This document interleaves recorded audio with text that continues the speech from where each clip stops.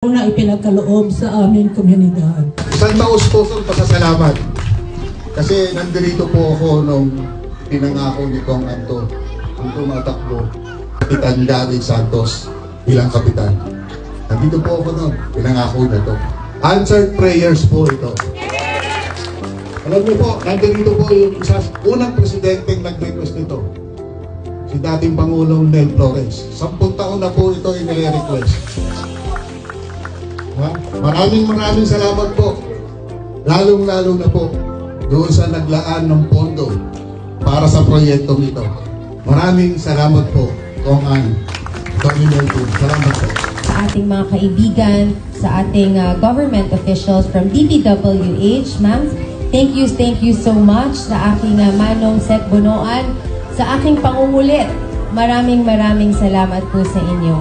And to all our guests right here sa umagang ito ay isa na namang masayang araw para sa akin. Isa na namang pangarap na natupad.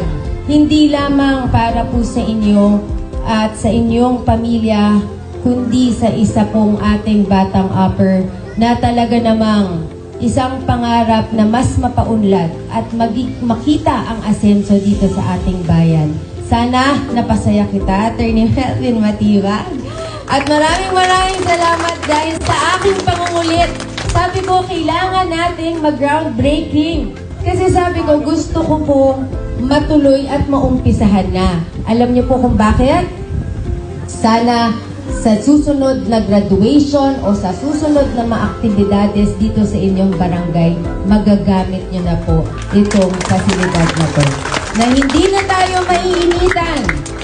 Magkakaroon tayo ng isang disenteng infrastruktura para sa mga taga San Pedro. At yan ang pinapangako ko po sa inyong lahat.